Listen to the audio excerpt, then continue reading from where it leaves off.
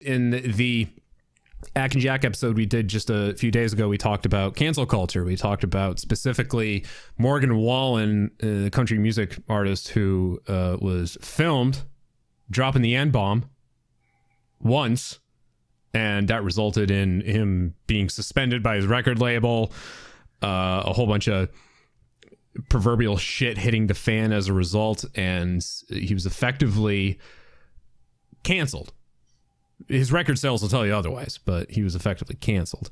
So the bigger news, though, it kind of came in threes, though, because the bigger news is while all that was going on, two other celebrities were also, for all intents and purposes, canceled for their own reasoning. So Armie Hammer, whose name is literally Arm and Hammer. I found that out today. I looked him up. I always knew it was Armie Hammer and just kind of thought to myself, he sounds like Arm and Hammer. I looked him up and his real name is Armand. Oh, no. So his name is literally Armand Hammer. Oh, man. And because of that fact alone and nothing else, that's why he's been canceled and dropped from his label and no longer has a publicist. I agree with that completely at that point. They found out about his name. Yeah, we can't cancel your parents, but we can cancel you.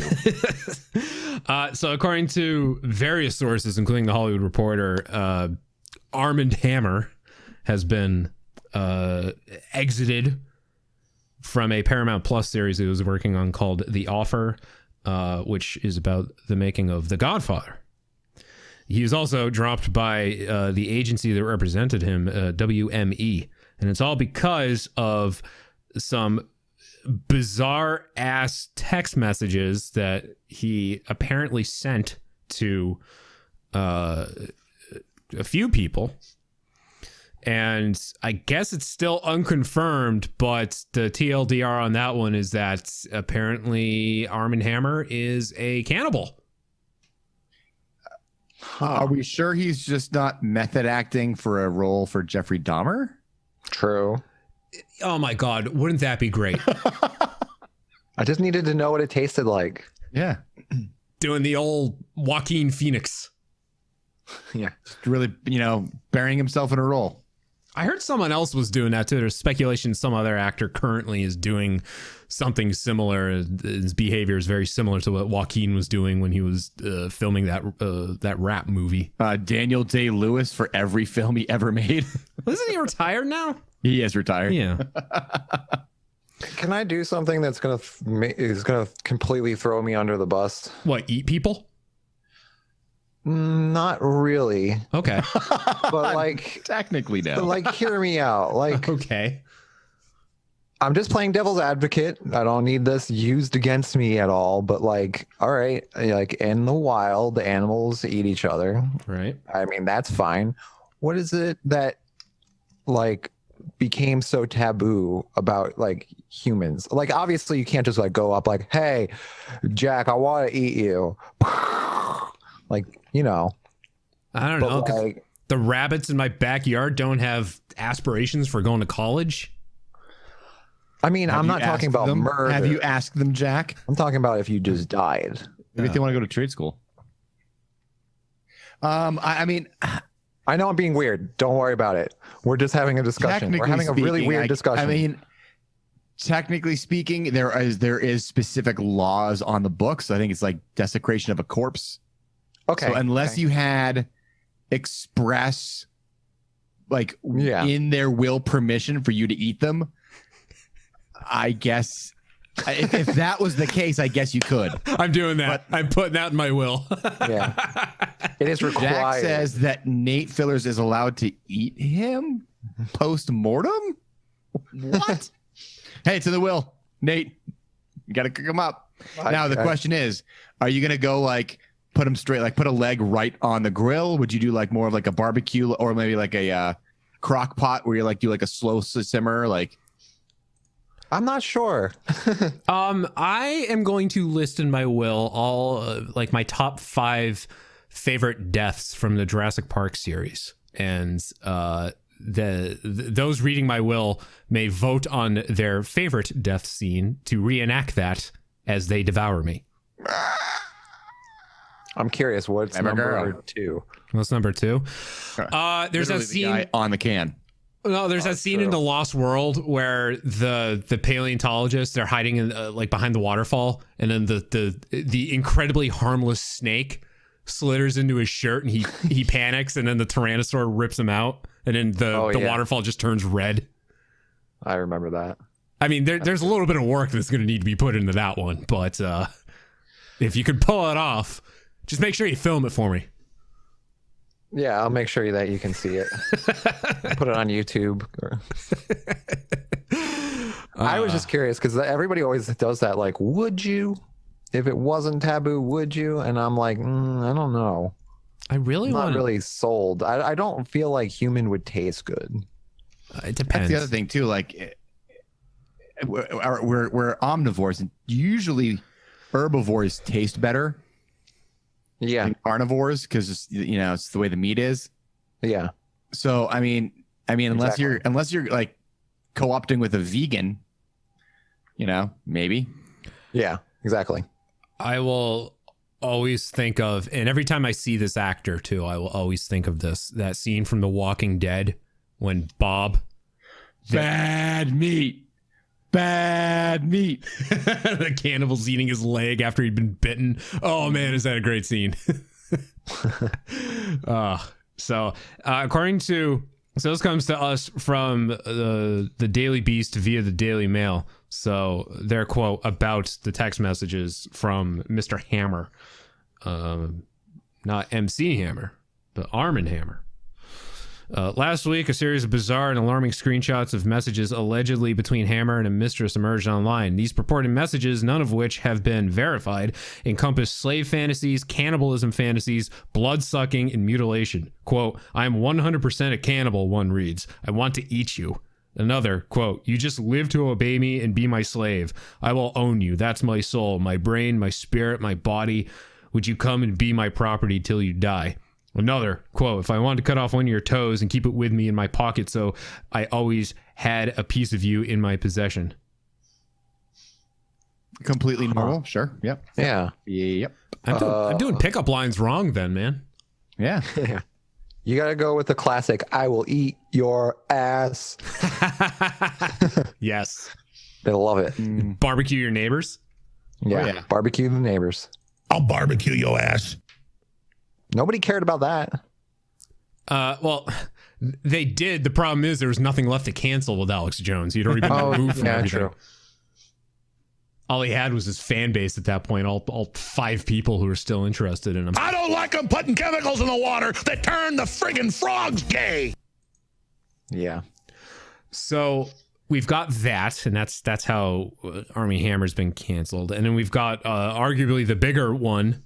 Very much bigger, because Armie Hammer flew under the radar for me. Yeah, me too. I don't even know who that is. Social Network. Did you see the Social Network? Yeah. He plays the Winklevoss twins. Oh, okay. Yeah. Oh, that's weird. Yeah. Okay, go on. So the bigger one arguably is Marilyn Manson, which in my opinion doesn't shock me in the least because it's Marilyn Manson. No.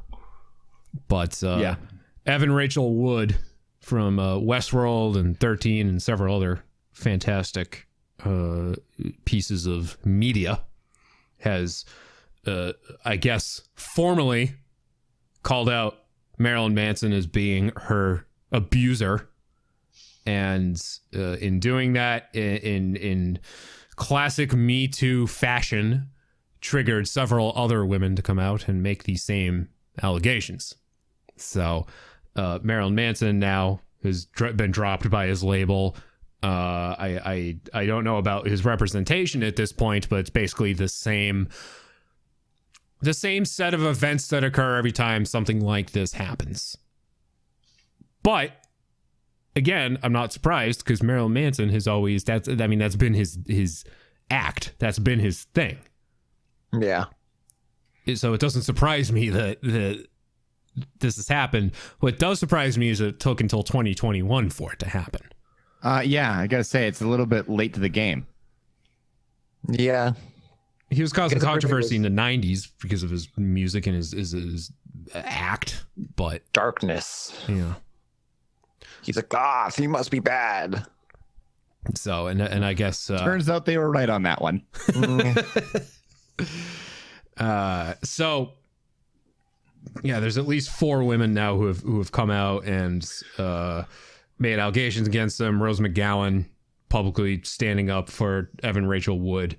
Evan Rachel Wood also very vocal on social media about this, but she's been very vocal in Yes. for other instances where this has happened, standing up Kobe. for other people.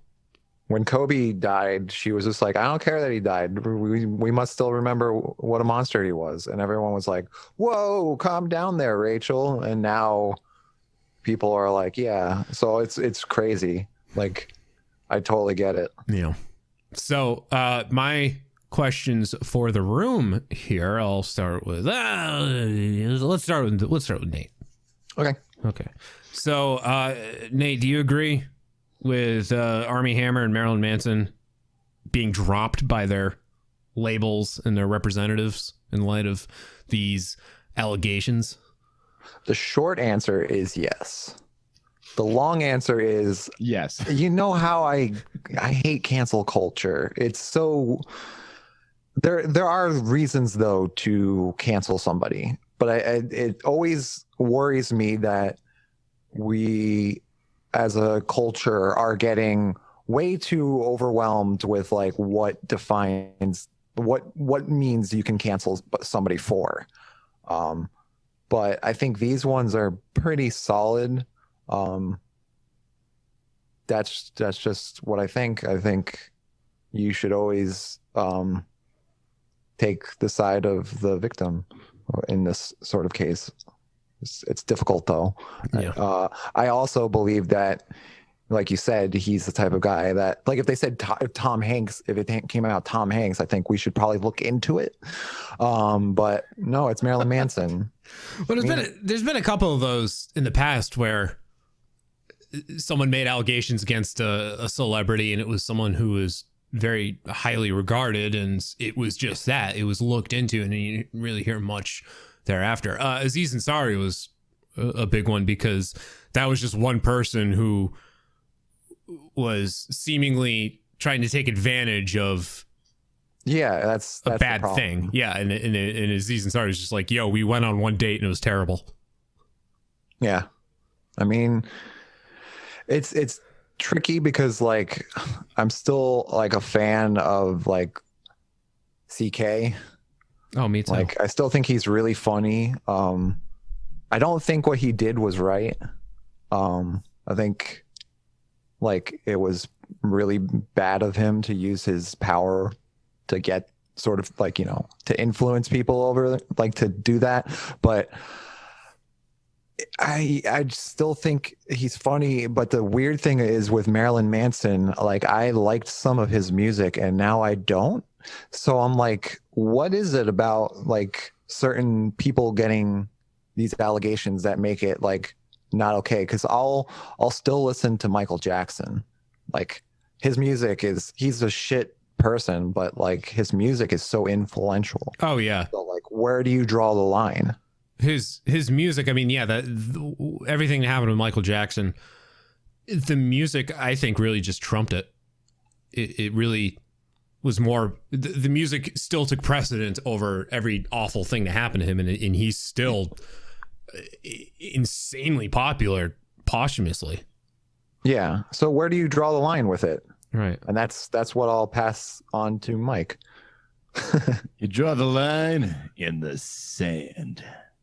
So that when a breeze comes, there's no more line.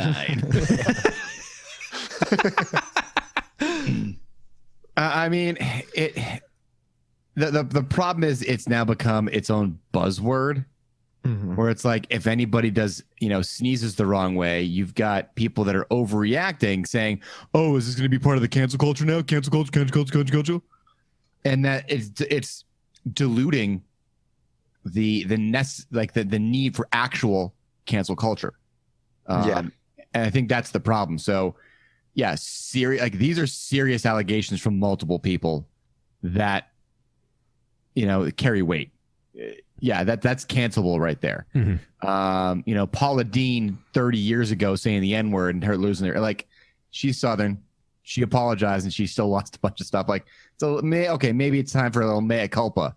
And that's the other thing too. Like is it cancellation because the person has done something bad? Is it cancellation because the person is not taking responsibility for it? You know, that's the thing. That's where does it lie? I mean, obviously, at a certain point, it doesn't matter if you apologize or not. Like, hey, let's cancel, you know, this guy for, you know, raping and killing a bunch of kids. Oh, I'm truly sorry. You know, I've changed since then. Oh, like, he said he's sorry. Yeah, exactly. Like at that point, like, there's nothing that trumps it. You know, or you know, Epstein's it. But nice. Thank you. But I mean, there's got to be some sort of flashpoint where, you know, yes, there's something serious, and is there honest reconciliation? Did you, like, if Marilyn Manson before today, you know, years ago, went back and you know, I wouldn't say confronted them, but you know, tried to make amends for his absolutely shitty and horrendous behavior, maybe there would be some softening. I'm not saying it wouldn't necessarily still equate to being needed to be canceled, but it's this, I'm denying it, I'm completely not in the wrong, and no matter who says what, they're wrong and I'm right. And it's not like any of these people is really going to gain anything from it besides their own, you know, emotional release. It's not like Evan Rachel Wood needed the publicity, you know? Right. I think that's the other thing too. It's like everybody has this kind of this critical eye, like, hey, I like this famous person and you're not famous. Why are you trying to do it?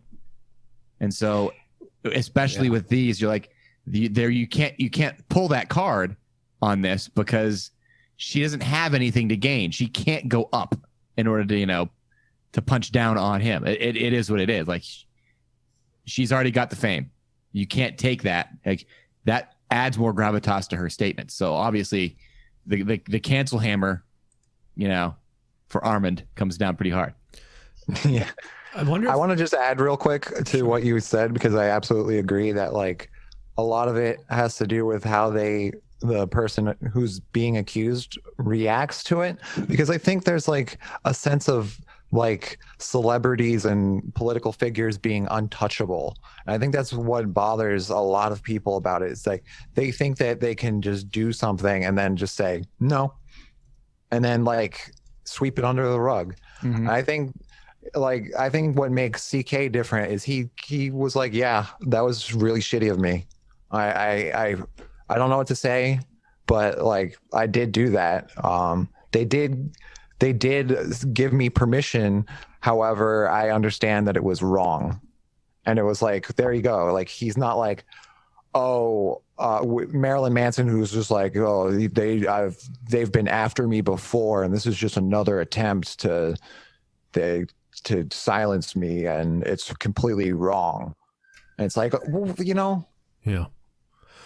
Vanity Fair mentioned that Marilyn Manson did an interview with Spin in 2009. He was quoted as saying about Evan Rachel Wood when they were in a relationship together. His quote was, "I have fantasies every day about smashing her skull in with a sledgehammer." Like, do you think any red flags went up when that happened 12 years ago? He's just a performance artist. It's nothing real. It's perfectly fine. I wonder even then if Evan was just like, oh, it's just Brian being Brian. That's my Brian. That's my Brian. Thursdays on ABC. So, Nate, just to kind of your point, this is why I mentioned when Ack and I were discussing this last episode, is one of my favorite bands, Beach Slang, effectively broke up because of this, but their manager accused the frontman of the band for emotional abuse and various other things. And it just puts me in a really, I 100% stand with the band's manager, but it just puts me in such an awkward position, as I imagine it does for any hardcore Marilyn Manson fan, where you've spent years enjoying and dare I say even respecting this artist's work, only to have this happen. What do you do now? Can you still listen to them and enjoy their music? Can you do it without having it in the forefront of your mind? Oh, well, this person's a complete piece of human garbage now. I think that's probably the toughest question people have. I mean, I think almost more so for a movie star than a musician, because at least with the musician, it's almost like they're singular, you know, like, okay, Marilyn Manson, they kind of, his bandmates kind of fall away. But, you know, like Kevin Spacey, are you going to watch American Beauty? Oh yeah. Ever again? Yeah. In Seven. How many other actors are in there that to make that movie great, you know? Yeah, that's a good point. I ask myself that a lot. Like, to what extent do you like Michael Jackson? Do you just say like, yeah. I mean, Kevin Spacey is an amazing actor. He's also a piece of shit. Yeah. I'm not saying like, oh yeah, it's Baby fine. Driver? Yeah, I mean, that's still a great movie. It's hard to say like, oh, once you love something and then somebody does something to be like, oh, well, that art doesn't exist anymore. Or it's like, it, you know, like, yeah. Well, don't forget there's a period of time in the last decade or so where Kevin Spacey's name was attached to greatness. If he was in something, oh yeah, you knew it was going to be fantastic, even if it was a Call of Duty game. But that shit he did was so weird when he did that like video of like, I'll be like, oh yeah, want me back. Yeah, you just wait because you can't give up on me, or whatever that gross video was. His like pseudo Frank Underwood. Thing. Yeah, that was just bizarre. I mean, everything he's done, you know, using that the exact moment of his downfall to come out and try to use that as justification as to why he did what he did. Yeah, it's like weird flex, buddy, but still not okay. Yeah, I agree. And hey, related, Christopher Plummer just passed away, 91 years old, and they brought in Christopher Plummer with like a week's notice to reshoot all of Kevin Spacey's scenes in that movie, that Getty movie. Yes, that's right. Oh, yeah. And it still did very well, despite despite the very, very last second change. The fact that Ridley Scott pulled that off is amazing. Well, I mean, you tapped the right actor, you know? You're like, let's get Plummer in there. And yeah, he can do it. I think Plummer was his first choice, and like Plummer couldn't do it due to like scheduling or something, and then it just... Well, we'll reschedule for you now, buddy. Please help us out. Hey, so Kevin's done a couple things, and he's not going to be able to make it, so... Even though we already filmed all this stuff.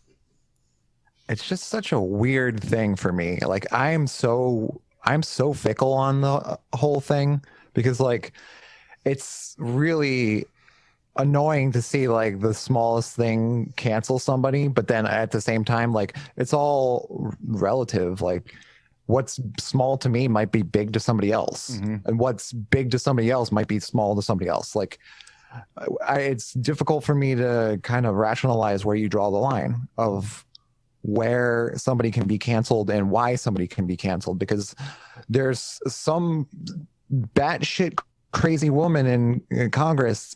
Maybe she definitely should be canceled.